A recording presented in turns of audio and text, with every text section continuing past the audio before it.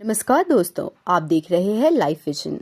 आज का वीडियो बहुत ही खास और इन्फॉर्मेटिव होने वाला है क्योंकि आज हम बात करेंगे हिमाचल प्रदेश बजट 2026-23 के सबसे महत्वपूर्ण हाइलाइट्स की। सबसे पहले आइए नजर डालते हैं इस बजट के मुख्य आंकड़ों पर। कुल बजट 54,928 करोड़ का है। आर्थिक वृद्धि दर 8.3% है। प्रति व्यक्ति आय 2,83,626, जीडीपी 2.54 लाख करोड़ रुपए की है। हमें बताता है कि राज्य ग्रोथ तो कर रहा है लेकिन फाइनेंशियल प्रेशर भी मौजूद है। बात करते हैं हिमाचल प्रदेश बजट के सबसे महत्वपूर्ण हिस्से की, यानी कि ग्रामीण अर्थव्यवस्था। दोस्तों, यह सेक्शन बहुत ही इम्पोर्टेंट है क्योंकि हिमाचल की असली ताकत है गांव, किसान और पशुपालक। डेयरी सहकारी समितियां। सरकार ने लक्ष्य रखा है कि इस वर्ष के अंत तक डेयरी सहकारी समितियों की संख्या दोगुनी करके 2000 तक पहुंचाई जाएगी। इसका मतलब क्या है? अब किसान अकेले नहीं बल्कि समूह में काम करेंगे, जिससे उनकी बार्गेनिंग पावर बढ़ेगी और उन्हें दूध का बेहतर दाम मिलेगा। बल्क मिल्क कूलर और सब्सिडी। निजी क्षेत्र में बल्क मिल्क कूलर लगाए जाएंगे और दूध इकट्ठा करने के लिए 10 वाहन भी खरीदे जाएंगे। इन सब पर सरकार देगी 65% सब्सिडी। इसका फायदा क्या होगा? दूध खराब नहीं होगा, स्टोरेज बेहतर होगा और किसानों की आय बढ़ेगी। A2 मिल्क की टेस्टिंग और ब्रांडिंग की जाएगी और इसे हिमाचल प्रदेश मिल्क फेडरेशन के माध्यम से 100 रुपए प्रति लीटर तक खरीदा जाएगा। इसका मतलब है हिमाचल का दूध अब प्रीमियम प्रोडक्ट बनेगा और किसानों को ज्यादा फायदा मिलेगा। दूध खरीद से जुड़े किसानों को डीबीटी के माध्यम से इंसेंटिव दिया जाएगा, जो पहले 3 रुपए प्रति लीटर था, अब बढ़ाकर 6 रुपए प्रति लीटर कर दिया गया है। डीबीटी का मतलब है पैसा सीधे किसान के खाते में जाएगा, कोई बिचौलिया नहीं। सरकार एक नई योजना शुरू करेगी, यानी पहल योजना। कुल बजट जिसका होगा 300 करोड़। लाभार्थी 40,000 से अधिक परिवार होंगे। खासकर इसमें होंगे गद्दी, गुज्जर और किन्नौरा समुदाय। ये समुदाय मोस्टली पशुपालक है। इनकी आय स्थिर नहीं होती, इसलिए सरकार उन्हें आर्थिक सहायता, सोशल सिक्योरिटी, लाइवलीहुड सपोर्ट दे रही है। पशुओं की संख्या और चराई क्षेत्रों पर जो रेस्ट्रिक्शन है, उनमें उचित छूट देने पर विचार किया जाएगा। इसका मतलब है पशुपालकों को ज्यादा फ्रीडम मिलेगी और उनकी इनकम बढ़ेगी। ऊन की कटाई, सफाई, टेस्टिंग, ग्रेडिंग और पैकिंग, इन सब के लिए वैज्ञानिक व्यवस्था बनाई जाएगी। और सबसे बड़ी बात, ऊन के लिए 100 रुपए प्रति किलो MSP तय किया गया है। इससे वूल प्रोड्यूसर्स को मिनिमम गारंटेड प्राइस मिलेगा, मार्केट में लॉस नहीं होगा। पोल्ट्री सेक्टर में 62 करोड़ रुपए की लागत से comprehensive Himachal integrated commercial poultry scheme यानी CHIC योजना लागू की जाएगी। इसका उद्देश्य है सेल्फ एम्प्लॉयमेंट बढ़ाना और रूरल यूथ को इनकम सोर्स देना। गौ संरक्षण, बेसहारा पशुओं के पुनर्वास को प्राथमिकता दी जाएगी, मतलब स्ट्रे एनिमल्स की समस्या को भी एड्रेस किया जाएगा। मत्स्य पालन क्षेत्र को मजबूत किया जाएगा और मछुआरों के लिए मुख्यमंत्री मछुआरा सहायता योजना शुरू की जाएगी। इससे मछुआरों की इनकम स्टेबल होगी और उन्हें सरकारी सहायता मिलेगी। जलाशय से पकड़ी गई मछलियों पर रॉयल्टी रेट को 7.5% से हटाकर 1% कर दिया गया है। इसका मतलब मछुआरों का खर्च कम होगा और उनका प्रॉफिट बढ़ेगा। विकास। दोस्तों, यह सेक्शन सीधा जुड़ा है किसानों की आय से, पर्यावरण से और हिमाचल की अर्थव्यवस्था से। सरकार ने किसानों को बड़ी राहत दी है। गेहूं का MSP 60 से बढ़ाकर 80 रुपए प्रति किलो किया गया है। मक्का का MSP 40 रुपए से बढ़ाकर 50 रुपए प्रति किलो कर दिया गया है। जौ यानी बार्ले का MSP 60 से बढ़ाकर 80 रुपए प्रति किलो कर दिया गया है। हल्दी का MSP 90 से बढ़ाकर 150 प्रति किलो कर दिया गया है। और सबसे खास बात, पहली बार अदरक के लिए 30 रुपए प्रति किलो MSP दिया गया है। इसका मतलब क्या है? अब किसानों को उनकी फसल का मिनिमम गारंटेड प्राइस मिलेगा, मार्केट में नुकसान होने का खतरा कम होगा। सरकार बीज गांव योजना शुरू करेगी। इसमें 50 से 100 किसान पारंपरिक बीज उत्पादन करेंगे। उन्हें 5,000 रुपए प्रति बीघा सब्सिडी मिलेगी और हर समूह को 2 लाख तक इंफ्रास्ट्रक्चर ग्रांट मिलेगा। किसान खुद अपने बीज तैयार करेंगे, बाहर से महंगे बीज खरीदने की जरूरत कम होगी, यानी खेती आत्मनिर्भर बनेगी। सरकार हिमाचल प्रदेश राज्य किसान आयोग का भी गठन करेगी। यह आयोग किसानों की समस्याओं को सुनेगा और सरकार को सुझाव देगा। हमीरपुर जिले के बड़ू में हाइड्रोपोनिक फार्मिंग के लिए सेंटर ऑफ एक्सीलेंस स्थापित किया जाएगा। हाइड्रोपोनिक क्या होता है? इसमें बिना मिट्टी के पानी और न्यूट्रिएंट्स से खेती की जाती है। यह फ्यूचर फार्मिंग टेक्नोलॉजी है। 400 नए डेयरी फार्मिंग इकाइयां स्थापित की जाएगी। 600 लोगों को रोजगार मिलेगा और सरकार 10 करोड़ की सहायता देगी। कॉस्ट शेयरिंग रेशो 50:50 रहेगा। इसका मतलब सरकार और किसान मिलकर इन्वेस्टमेंट करेंगे। रिस्क कम होगा, प्रॉफिट बढ़ेगा। वर्ष 2026-23 के लिए 10 करोड़ का प्रावधान किया गया है। खेतों की फेंसिंग की जाएगी। जंगली जानवरों से फसल की सुरक्षा होगी। 1292 करोड़ की बड़ी योजना 52 खंडों में लागू होगी। जिलों में बिलासपुर, हमीरपुर, कांगड़ा, मंडी, सोलन, सिरमौर, उन्ना शामिल है। इसका उद्देश्य है पारंपरिक खेती को कमर्शियल हॉर्टिकल्चर में बदलना, यानी ज्यादा इनकम वाले क्रॉप्स। कांगड़ा, शाहपुर और सिरमौर में आधुनिक फाउंडेशन ब्लॉक्स बनाए जाएंगे। इससे क्वालिटी प्लांटिंग मटेरियल मिलेगा और प्रोडक्शन बेहतर होगा। मंडी जिले में farmer advisory and capacity development centre और फार्मर एंटरप्राइज इंक्यूबेशन सेंटर स्थापित किए जाएंगे, जिससे किसानों को ट्रेनिंग, नई तकनीक और बिजनेस गाइडेंस मिलेगी। 5 करोड़ की लागत से कांगड़ा, बिलासपुर और हमीरपुर में पोस्ट हार्वेस्टिंग मैनेजमेंट फैसिलिटीज बनाई जाएगी। फसल कटाई के बाद स्टोरेज, प्रोसेसिंग और पैकेजिंग की सुविधा मिलेगी और वेस्टेज भी कम होगा। सरकार ने लक्ष्य रखा है 2030 तक फॉरेस्ट कवर को 32% तक बढ़ाया जाएगा। 8000 हेक्टेयर क्षेत्र में पौधारोपण किया जाएगा। 4000 हेक्टेयर क्षेत्र में 1100 सामुदायिक समूहों को सहायता देकर वृक्षारोपण किया जाएगा। 50 नए इको टूरिज्म साइट्स विकसित किए जाएंगे और 50 फॉरेस्ट रेस्ट हाउसेस की बुकिंग ऑनलाइन की जाएगी। कांगड़ा के बनखंडी में जूलॉजिकल पार्क के लिए 220 करोड़ का प्रावधान है। Forest ecosystems and climate proofing project 320 crore, HP forest ecosystem management project के लिए 100 crore, integrated development project 50 crore दिया जाएगा। Climate change control, forest protection, livelihood support in projects के उद्देश्य है। अब बात करते हैं बजट के एक बहुत ही संवेदनशील और महत्वपूर्ण हिस्से की, सामाजिक कल्याण, महिला सशक्तिकरण और बाल विकास। दोस्तों, यह सेक्शन सीधा जुड़ा है समाज के कमजोर वर्गों से, महिलाओं से और बच्चों के भविष्य से।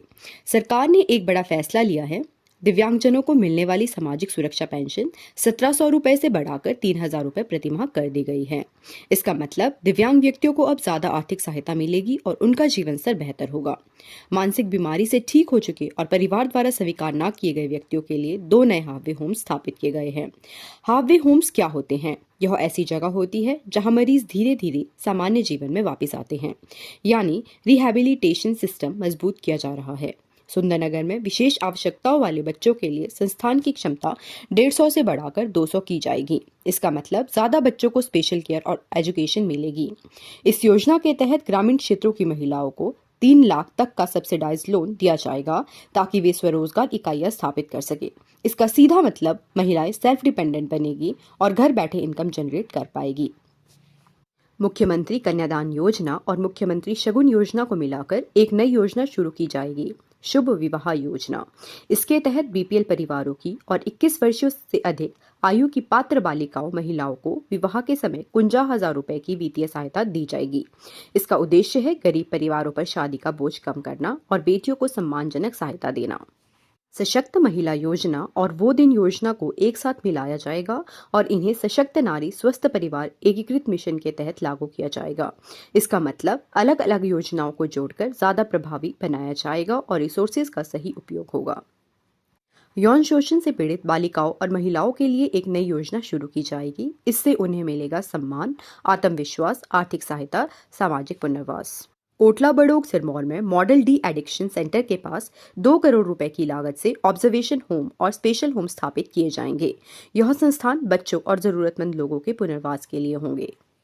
कई स्थानों पर जैसे घुमारवी, सुजानपुर, कल्पा, साहो, गरली, कुल्लू, सुंदरनगर, दतियूड़ी, कोटला बड़ोग, इन सभी जगहों पर बाल आश्रमों के भवन निर्माण और सुधार के लिए 18 करोड़ रुपए का प्रावधान किया गया है। इसका मतलब बच्चों को बेहतर रहने और पढ़ने की सुविधा मिलेगी। इस योजना का विस्तार किया गया है इंदिरा गांधी सुख शिक्षा योजना। अब इस योजना के लाभार्थी अगर प्रदेश के बाहर भी IIT, NIT, IIM, एम्स और NLUs जैसे संस्थानों में प्रवेश लेते हैं तो उनकी फीस, हॉस्टल शुल्क, मेस शुल्क, पूरा खर्चा सरकार उठाएगी। इसका मतलब गरीब और जरूरतमंद छात्र अब देश के टॉप इंस्टीट्यूशंस में पढ़ सकेंगे बिना आर्थिक चिंता के। बात करते हैं हिमाचल बजट के सबसे इम्पैक्टफुल सेक्शन की, शिक्षा सुधार, रोजगार और स्किल डेवलपमेंट। सरकार ने क्वालिटी एजुकेशन पर फोकस किया है। पहले 100 स्कूलों को सीबीएसई से जोड़ा गया था, अब यह संख्या बढ़कर 150 हो गई है।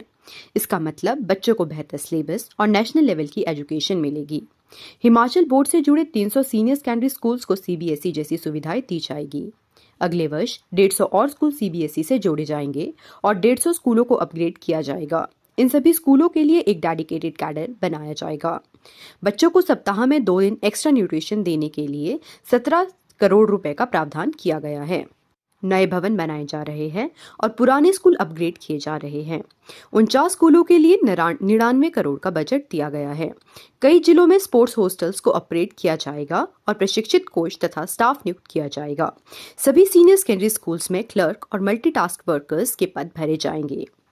2026-27 से सभी यूजी कोर्सेज सेमेस्टर सिस्टम में होंगे। फ्लेक्सिबल यूजी प्रोग्राम शुरू होगा। स्टूडेंट्स को मिलेगा multiple entry, multiple exit. Colleges में 4 year bachelor degree with honours and research शुरू होगी। एबीसी सिस्टम लागू किया जाएगा। इसका मतलब है आप क्रेडिट्स जमा कर सकते हैं और बाद में डिग्री पूरी कर सकते हैं।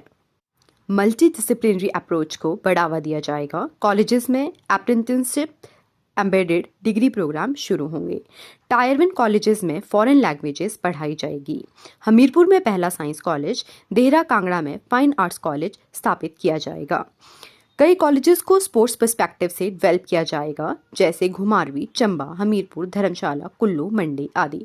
50 कॉलेजेस में बी वोकेशनल कोर्सेज शुरू होंगे जो कि सेल्फ फाइनेंसिंग मोड पे होंगे। CSR और BBB मॉडल के तहत इंडस्ट्री ओरिएंटेड कोर्सेज शुरू किए जाएंगे। ऑनलाइन ब्लेंडेड और डिजिटल लर्निंग को बढ़ावा दिया जाएगा। डेडिकेटेड लीज लाइन इंटरनेट सुविधा दी जाएगी। जिन कॉलेजेस में स्टूडेंट स्ट्रेंथ कम है वहां एडमिशन लेने वाले छात्रों को 5,000 प्रति माह स्टाइपेंड मिलेगा। 389 असिस्टेंट प्रोफेसर्स की भर्ती होगी। रोजगार से जोड़ने के लिए ट्रेनिंग एंड प्लेसमेंट पोर्टल बनाया जाएगा। बिलासपुर घुमारवी में सेल्फ फाइनेंसिंग मोड में स्किल एकेडमी स्थापित होगी।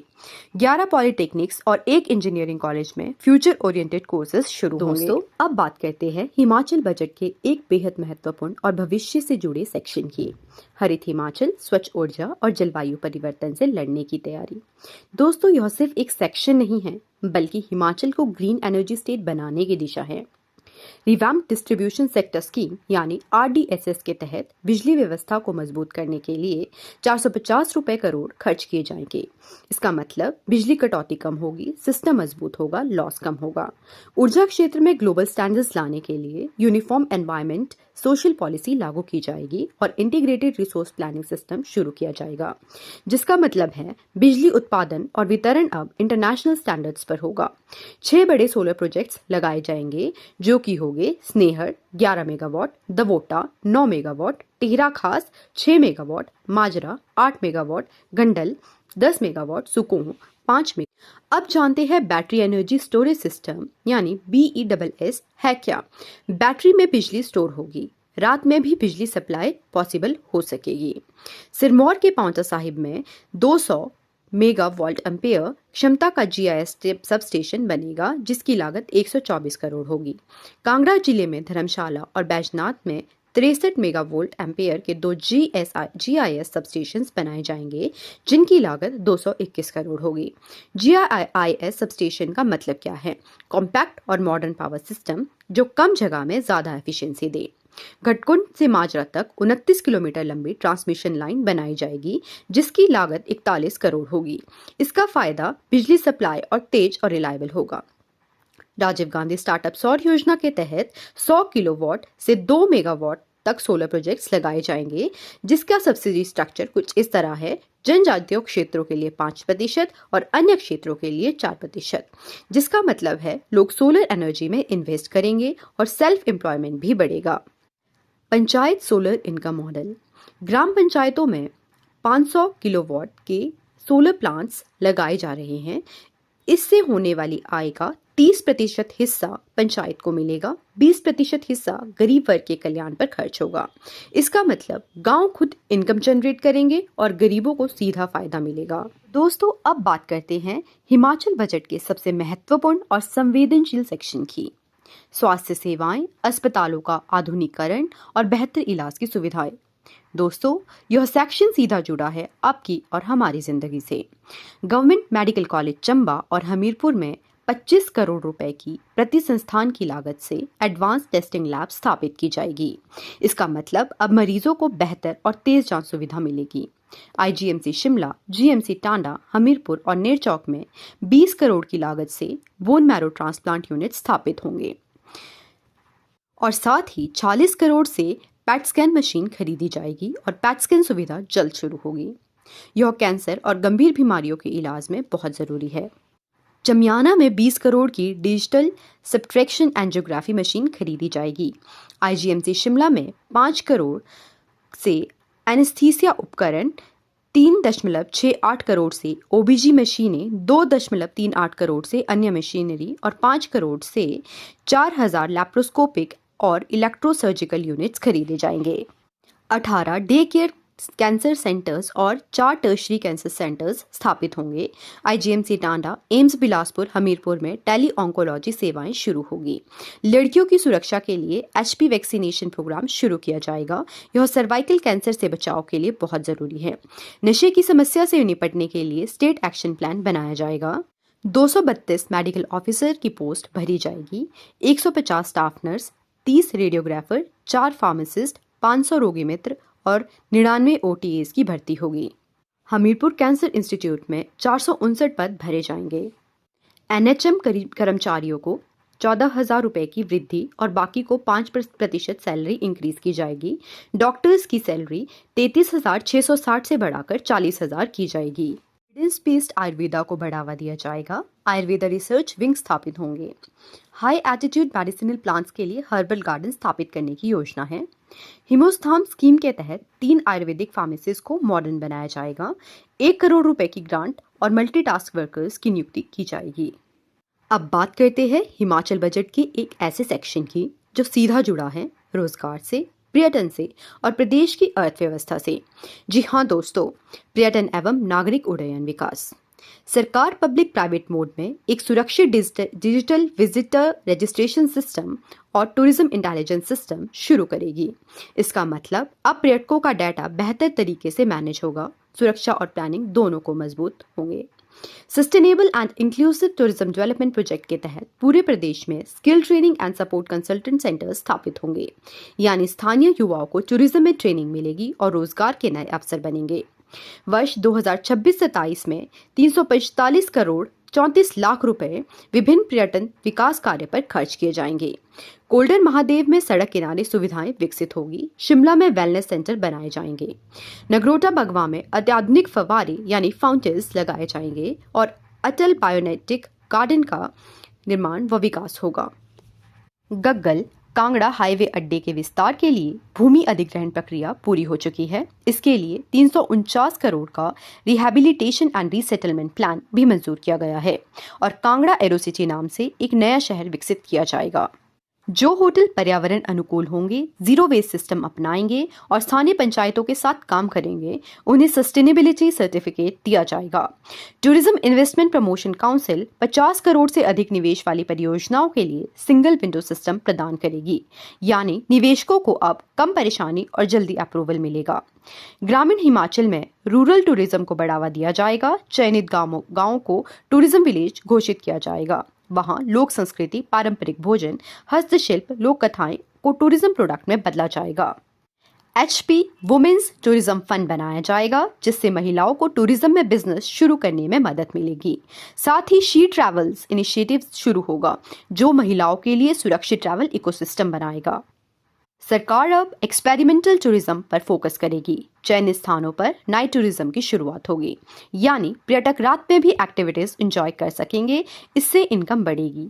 इंटरेस्ट सब्सिडी स्कीम की सफलता के बाद अब नए बनने वाले मीडियम होटल्स और हाई एंड ढाबाज के लिए नई सब्सिडी योजना लाई जाएगी। सरकार सभी जिला मुख्यालयों और जनजातीय क्षेत्रों में हेलीपैड बना रही है। उड़ान योजना के तहत फिक्स्ड विंग फ्लाइट्स शुरू होगी, जो होगी दिल्ली शिमला से दिल्ली, शिमला धर्मशाला शिमला, जो कि सप्ताह के 7 दिन चलेगी। हेलीकॉप्टर सर्विसेज चंडीगढ़ चंबा चंडीगढ़ चलेगी, जो कि सप्ताह में 6 दिन चलेगी। इसमें कुछ नए रूट्स भी होंगे, जो होंगे चंडीगढ़ मनाली, चंबा चम्मू रिकांगपिओ, मंडी, चंडीगढ़। RCS उड़ान के तहत प्राइवेट ऑपरेटर्स को शामिल किया जाएगा ताकि हेलीकॉप्टर सेवाएं और बेहतर हो सकें। सीधा जुड़ा है युवाओं के भविष्य से, खेलों से और समाज को नशामुक्त बनाने से। नशामुक्त हिमाचल, युवा सशक्तिकरण और खेल विकास। वर्ष 2026-27 में 12 करोड़ रुपए की लागत से एक फ्लैगशिप पॉलिसी इनिशिएटिव शुरू किया जाएगा जिसका नाम है खेलो हिमाचल चिट्टा मुक्त अभियान। इस अभियान का मुख्य उद्देश्य है युवाओं को नशे की लत, खासकर चिट्टा जैसी खतरनाक प्रवृत्तियों से दूर रखना और उन्हें खेलों से जोड़ना, अनुशासन सिखाना और सकारात्मक जीवन शैली अपनाने के लिए प्रेरित करना। वित्त वर्ष 2026-27 में हमीरपुर जिले के नादौन खारीडी में मल्टीपर्पज स्पोर्ट्स कॉम्प्लेक्स बनाया जाएगा। इसे state of the art centre of excellence के रूप में विकसित किया जाएगा। यह केंद्र युवाओं के लिए, खिलाड़ियों के लिए पूरी तरह समर्पित होगा और लक्ष्य है कि इसे अगस्त 2026 तक शुरू कर दिया जाए। सरकार कल्पा, घुमारवीं और कटासनी में इंडोर स्टेडियम्स का कार्य तेजी से पूरा करेगी। इससे ग्रामीण और दूरदराज क्षेत्रों में भी खेलों को बढ़ावा मिलेगा। सरकार युवाओं में खेल संस्कृति को बढ़ावा देने के लिए ई स्पोर्ट्स को भी प्रमोट करेगी। खास बात यह है कि यह नॉन बैटिंग आधारित ई स्पोर्ट्स होंगे, यानी सुरक्षित, नियंत्रित और करियर आधारित। इसके साथ खेल आधारित डिजिटल कॉम्पिटिशन्स भी आयोजित किए जाएंगे। सरकार ओलंपिक्स 2036 को ध्यान में रखते हुए एक बड़ा कदम उठा रही है। 10 से 12 साल के बच्चों में टैलेंट पहचान कर उन्हें शुरुआती स्तर में ट्रेनिंग दी जाएगी, यानी हिमाचल के फ्यूचर ओलंपिक प्लेयर्स तैयार करने की शुरुआत अभी से की जा रही है। अब बात करते हैं हिमाचल बजट के एक बेहद महत्वपूर्ण और जनजीवन से जुड़े सेक्शन की, स्वच्छ जल मिशन, स्वस्थ हिमाचल। दोस्तों, पानी सिर्फ जरूरत नहीं है बल्कि जीवन का आधार है और इसी को ध्यान में रखते हुए सरकार ने इस बार बहुत बड़ा फैसला लिया है। सरकार लगभग 2000 रुपए करोड़ की एक बड़ी योजना शुरू करेगी जिसका मुख्य उद्देश्य है वाटर क्वालिटी में सुधार, पुरानी जल योजनाओं का आधुनिकीकरण। यानी अब पुराने वाटर सप्लाई सिस्टम्स को अपग्रेड किया जाएगा और पानी की क्वालिटी को इंटरनेशनल स्टैंडर्ड्स तक पहुंचाया जाएगा। इस वित्त वर्ष में राज्य की 15 योजनाओं में RO, ओजोनेशन और क्लोरिनेशन तकनीक लागू की जाएगी। साथ ही जल भंडारण के लिए नॉन रिएक्टिव टैंक्स का इस्तेमाल किया जाएगा। नॉन रिएक्टिव टैंक्स का मतलब ऐसे टैंक जो पानी के साथ रिएक्ट नहीं करते, यानी पानी की क्वालिटी को खराब नहीं करते।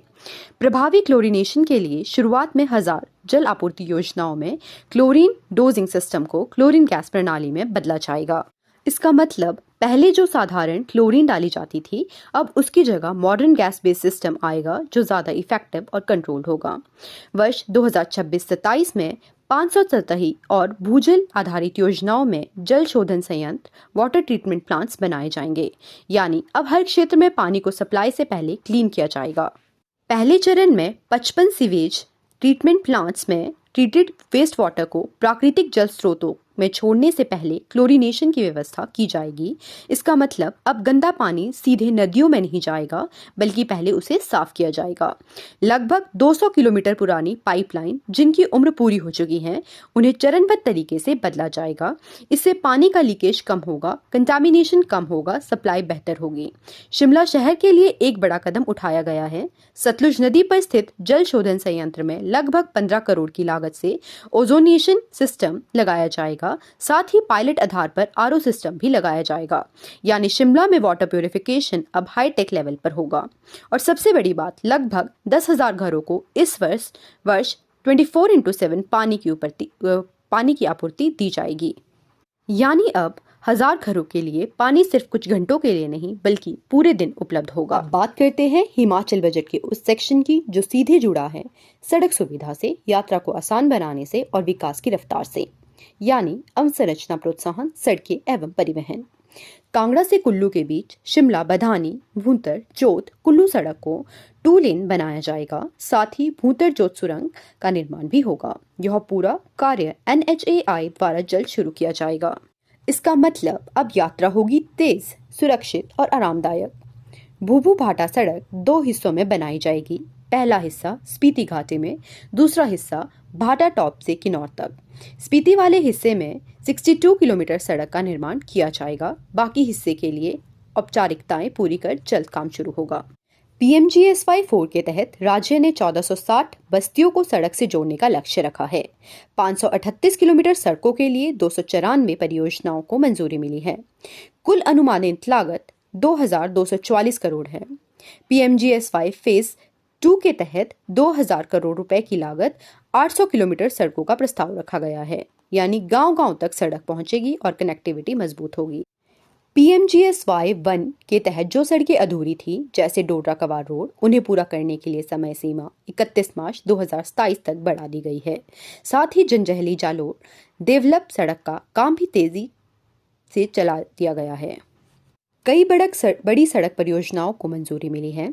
सेतु बंधन योजना के तहत 2 बड़े पुल बनाए जाएंगे। व्यास नदी पर पुल लागत लगभग 116 करोड़ से होगा। डाडास मोडाल सड़क पर पुल लागत लगभग 315 करोड़ से बनाया जाएगा। इससे नदी पार करना आसान होगा और समय की बचत भी होगी। वर्ष 2026-27 में 500 किलोमीटर नई सड़कें, 1255 किलोमीटर क्रॉस ड्रेनेज कार्य, 950 किलोमीटर मेटलिंग एंड टायरिंग, 47 पुलों का निर्माण, साथ ही 500 किलोमीटर सड़कों का नवीनीकरण भी किया जाएगा।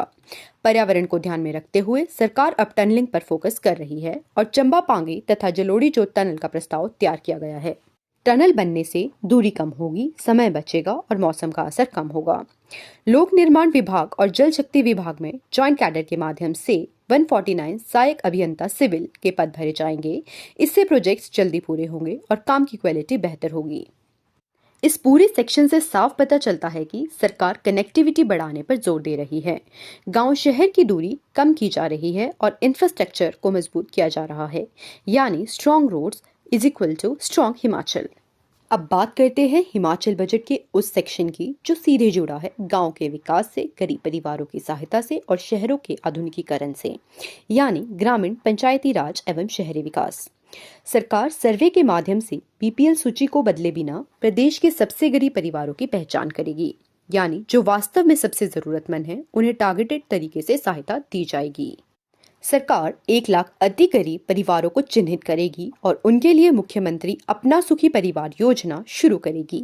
इस योजना के तहत 300 रुपए प्रति माह मुफ्त बिजली, पक्का घर बनाने के लिए आर्थिक सहायता दी जाएगी। इसके अलावा इन परिवारों को इंदिरा गांधी प्यारी बहना सुख सम्मान निधि योजना के तहत 1500 रुपए प्रति माह दिए जाएंगे।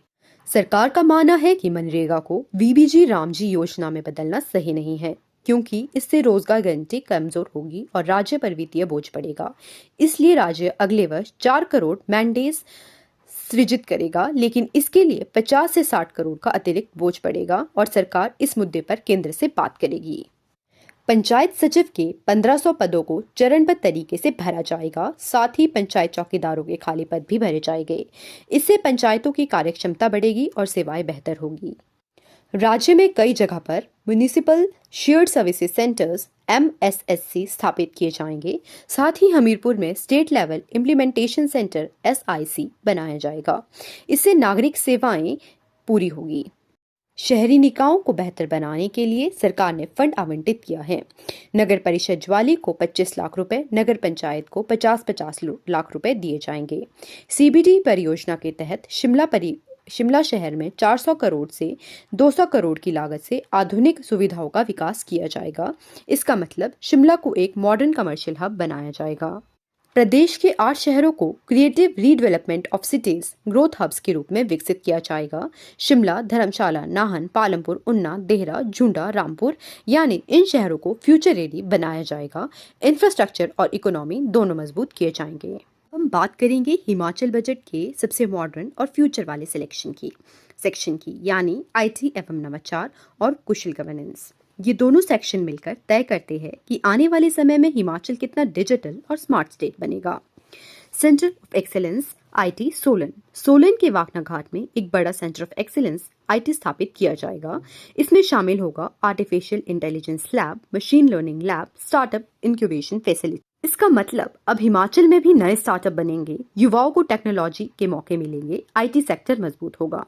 साथ ही सफल स्टार्टअप्स और ITEs कंपनी को किराए पर जगह उपलब्ध कराई जाएगी।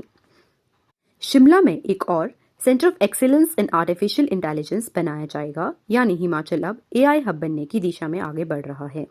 सोलन के वाकना घाट में एक आधुनिक साइबर सिटी बनाई जाएगी। साइबर सिटी का मतलब है IT कंपनियों का क्लस्टर, रोजगार के नए अवसर, डिजिटल इकोनॉमी का विकास। सरकार ग्रीन एनर्जी आधारित डाटा सेंटर्स को बढ़ावा देगी। इन्हें 3 रुपए प्रति यूनिट की दर से बिजली दी जाएगी। इससे सस्ती बिजली, एनवायरमेंट फ्रेंडली आईटी इंफ्रास्ट्रक्चर निवेश आकर्षित होगा। राज्य में ई गवर्नेंस को मजबूत बनाने के लिए मुख्यमंत्री सेवा संकल्प helpline, state document management portal, इन दोनों में एआई का उपयोग किया जाएगा। ग्रामीण नागरिकों के लिए एक एआई आधारित वॉइस कमांड सिस्टम बनाया जाएगा। अब लोग अपनी भाषा में बोलकर सरकारी सेवाएं ले सकेंगे।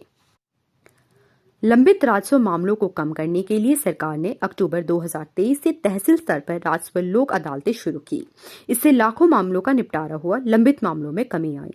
अगले वित्तीय वर्ष में राजस्व अभिलेखों के आधुनिकीकरण पर 2 करोड़ 12 लाख खर्च किए जाएंगे। ऑनलाइन म्यूटेशन मॉड्यूल अब अंतिम चरण में है। इसके बाद आवेदन, सत्यापन, अनुमोदन सब कुछ ऑनलाइन हो जाएंगे। सरकार लाइव जमाबंदी लागू कर रही है। इसका फायदा जमीन का रिकॉर्ड तुरंत अपडेट, नागरिकों को रियल टाइम जानकारी, पारदर्शिता बढ़ेगी। सब रजिस्ट्रार ऑफिसेज को आधुनिक सेवा केंद्र बनाया जाएगा। साथ ही national generic document registration system लागू किया जाएगा। राजस्व विभाग में 645 पदों को भरा जाएगा, जिसके लिए विज्ञापन जारी किया जा चुका है। तो दोस्तों, इन दोनों सेक्शनों में साफ दिखता है कि हिमाचल डिजिटल स्टेट बनने की ओर बढ़ रहा है। एआई और आईटी की तेजी से अपनाया जा रहा है। गवर्नेंस को पारदर्शी और तेज बनाया जा रहा है, यानी डिजिटल हिमाचल बन रहा है, जिससे फास्टर ग्रोथ और बेटर गवर्नेंस आएगी। अब बात करते हैं हिमाचल प्रदेश बजट 2026-27 के एक बहुत महत्वपूर्ण सेक्शन की, जो सीधा जुड़ा है उद्योग से, आवास से, खाद्य सुरक्षा से, यानी आम आदमी की रोजमर्रा की जिंदगी से। उद्योग, आवास एवं आबकारी। 1 डिस्ट्रिक्ट 3 प्रोडक्ट्स प्रोग्राम। राज्य सरकार आगामी औद्योगिक नीति के अंतर्गत 1 डिस्ट्रिक्ट 3 प्रोडक्ट्स प्रोग्राम शुरू करेगी। इसका मतलब हर जिले में 3 खास उत्पाद चुने जाएंगे, उनकी प्रोडक्शन और मार्केटिंग बढ़ाई जाएगी, लोकल प्रोडक्ट्स को ग्लोबल पहचान मिलेगी। इससे रोजगार बढ़ेगा, छोटे उद्योग मजबूत होंगे। Him silk mission. हिमाचल में रेशम पालन को बढ़ावा देने के लिए हिम सिल्क मिशन शुरू किया जाएगा। इसके लिए 2 करोड़ रुपए का बजट रखा गया है। इससे किसान सिल्क प्रोडक्शन कर पाएंगे, ग्रामीण रोजगार बढ़ेगा।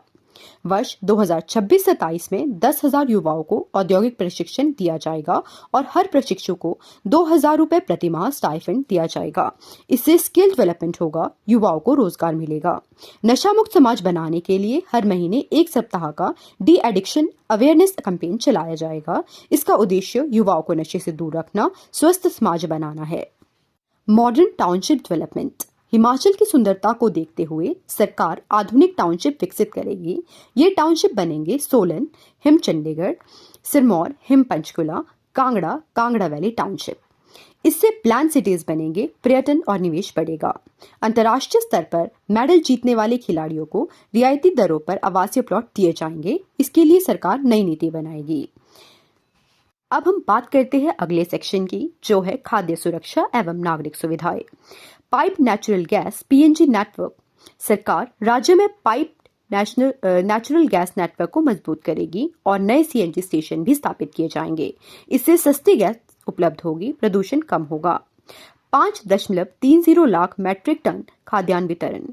वर्ष 2026-27 में सरकार 5.30 लाख मैट्रिक टन खाद्यान्न वितरित करेगी, ताकि लोगों को उचित दर पर अनाज मिल सके। व्यापारियों और उपभोक्ताओं की सुविधाओं के लिए ऑनलाइन वेरिफिकेशन सिस्टम शुरू किया जाएगा। इससे नाप तोल में पारदर्शिता, धोखाधड़ी में कमी, उपभोक्ता सुरक्षा बढ़ेगी। तो इस सेक्शन से साफ होता है कि सरकार उद्योग को बढ़ावा दे रही है, युवाओं को रोजगार के अवसर दे रही है, शहरों को आधुनिक बना रही है और लोगों को सस्ती व सुरक्षित सुविधाएं दे रही है, जिसका नाम है ग्रीन लाइवलीहुड इनिशिएटिव।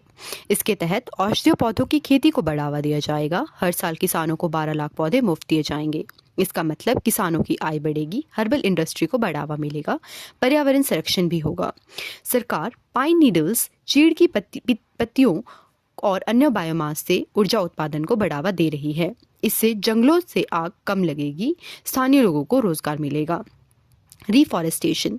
निजी कृषि भूमि पर वृक्षारोपण और पुनर्स्थापन कार्यक्रम चलाया जाएगा, यानी ज्यादा पेड़ लगाए जाएंगे और पर्यावरण सुधरेगा। हिबिस्कस योजना। सरकार हिबिस्कस योजना शुरू करेगी। इसके तहत औषधीय पौधों का संरक्षण, शोध और विकास, पारंपरिक ज्ञान का डॉक्यूमेंटेशन होगा। रिसाइकल्ड रिसोर्सेज का उपयोग। पॉल्यूशन कंट्रोल बोर्ड द्वारा जब्त किए गए संसाधनों का उपयोग पर्यावरण संरक्षण के लिए किया जाएगा। औद्योगिक इकाइयों के लिए एक डिजिटल प्लेटफॉर्म बनाया जाएगा। इसके लिए 3 करोड़ 31 लाख का बजट रखा गया है। हिमाचल के पारंपरिक उत्पादों को जीआई टैग दिलाने के लिए काम किया जाएगा। इससे उत्पादों की पहचान बढ़ेगी, किसानों और कारीगरों को ज्यादा लाभ मिलेगा। 4 और उत्पादों को जीआई फ्रेमवर्क में शामिल किया जाएगा। आपदा प्रबंधन को मजबूत करने के लिए बेहतर नीति, चेतावनी प्रणाली, तकनीकी क्षमता विकसित की जाएगी। इसके लिए 22 करोड़ 25 लाख का बजट रखा गया है। अब हम बात करेंगे कर्मचारी कल्याण की। बकाया वेतन और पेंशन भुगतान। पिछली सरकारों के समय वेतन और पेंशन का भुगतान नहीं होने के कारण लगभग 13,000 करोड़ का बकाया बन गया है। लेकिन वर्तमान सरकार ने संकल्प लिया है कि सभी बकाया का समयबद्ध भुगतान किया जाएगा। इसका मतलब कर्मचारियों को राहत मिलेगी, वित्तीय स्थिरता आएगी, सरकार की विश्वसनीयता बढ़ेगी।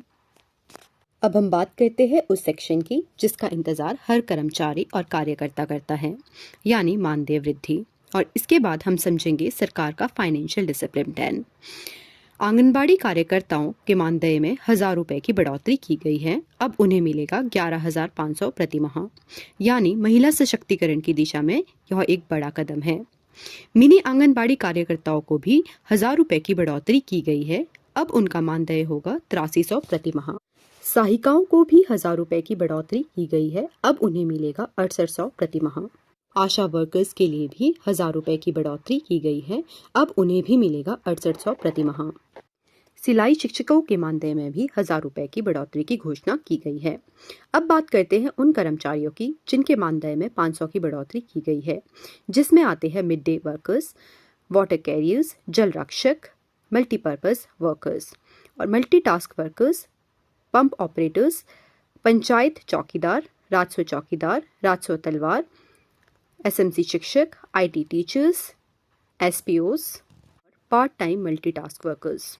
यानी सरकार ने छोटे और ग्राउंड लेवल कर्मचारियों को सीधा आर्थिक लाभ देने की कोशिश की है। अब बात करते हैं वित्तीय अनुशासन की। राज्य की वित्तीय स्थिति सुधारने के लिए सरकार ने बड़ा फैसला लिया है। मुख्यमंत्री के वेतन में 50% कटौती, उप मुख्यमंत्री और मंत्रियों में 30% कटौती, विधायकों के वेतन में 20% कटौती की जाएगी। यह कटौती अगले 2 महीने के लिए अस्थायी रूप से लागू होगी, के लिए अस्थायी रूप से स्थगित किया जाएगा। इसका मतलब पैसा काटा नहीं गया है, बल्कि बाद में दिया जाएगा। Chairman, vice chairman, deputy chairman, advisor, इनके वेतन का 20% डेफर किया गया है। प्रशासनिक अधिकारियों पर असर। Chief secretary, additional chief secretaries and principal secretaries का 30% वेतन डेफर किया गया है। सेक्रेटरीज और हेड ऑफ डिपार्टमेंट्स का 20% वेतन डेफर किया गया है। पुलिस और वन विभाग में डीजीपी, एडीजीपी का 30%, आईजीपी, डीआईजी, एसएसपी, एसपी का 20%, वन विभाग पीसीसीएफ, एपीसीसीएफ का 30%, सीसीएफ, सीएफ, डीएफओ का 20% डेफर। ग्रुप ए और ग्रुप बी अधिकारी का 3% वेतन डेफर 6 महीने के लिए किया गया है। लेकिन ध्यान दें, ग्रुप सी और ग्रुप डी कर्मचारियों को इससे बाहर रखा गया है, उन्हें पूरा वेतन मिलेगा। बोर्ड्स, कॉर्पोरेशंस, पीएसयूज, यूनिवर्सिटीज और ऑटोनॉमस बॉडीज, इन्हें भी सरकार के इस फैसले का पालन करना होगा। सरकार ने न्यायपालिका की स्वतंत्रता को ध्यान में रखते हुए कहा है, डिस्ट्रिक्ट जजेस, एडीजे 20% डेफर, ग्रुप ए और group B judicial officers 3% defer. लेकिन यह सब हाई कोर्ट की अनुमति से होगा और हाई कोर्ट के जजेस खुद अपनी इच्छा से 30% तक डेफर कर सकते हैं। सबसे महत्वपूर्ण बात यह है कि यह कटौती नहीं है, बल्कि टेम्परेरी डेफरमेंट है। जैसे ही राज्य की आर्थिक स्थिति सुधरेगी, यह पूरा पैसा वापस दिया जाएगा। बहुत महत्वपूर्ण हिस्सा है अन्य घोषणाएं। ये छोटे छोटे फैसले दिखने में छोटे लगते हैं, लेकिन इनका असर सीधे जनता, संस्कृति और विकास पर पड़ता है। शिमला में बैंटनी भवन में आधुनिक संग्रहालय बनाया जाएगा। इसे जनता को समर्पित किया जाएगा। चंबा के भूरी सिंह म्यूजियम में कला और शिल्प गैलरी का नवीनीकरण, जनजातीय संग्रहालय को और मजबूत किया जाएगा। जांगी और लाहौल में एकलव्य मॉडल आवासीय विद्यालय का पहला चरण पूरा किया जाएगा। भरमौर क्षेत्र में नए विद्यालय का निर्माण प्राथमिकता पर होगा। जनजातीय क्षेत्रों में मेले और त्योहार आयोजित किए जाएंगे, जिनका उद्देश्य संस्कृति का संरक्षण और पर्यटन को बढ़ावा देना है। भरमौर के ऑनररी कैप्टन संजय कुमार युवाओं को सेना में शामिल होने के लिए प्रेरित करेंगे। उन्हें उचित मानदेय दिया जाएगा। वे बिलासपुर सैनिक कल्याण कार्यालय में जुड़े रहेंगे। राज्य में पैरामिलिट्री वेलफेयर बोर्ड का गठन किया जाएगा, जिसका उद्देश्य केंद्रीय सुरक्षा बलों के कर्मियों का कल्याण, पुनर्वास की व्यवस्था है। इस वर्ष 412 पूर्व सैनिकों को रोजगार मिला। अगले वर्ष 15% पद आरक्षित किए जाएंगे। वित्तीय सहायता 7,000 रुपए से बढ़ाकर 10,000 रुपए प्रतिवर्ष कर दी गई है। विधायक प्राथमिकता योजना के लिए बजट 200 रुपए करोड़ से बढ़ाकर 225 करोड़ कर दिया गया है। डिस्क्रिशनरी ग्रांट सीमा में बढ़ोतरी कर दी गई है।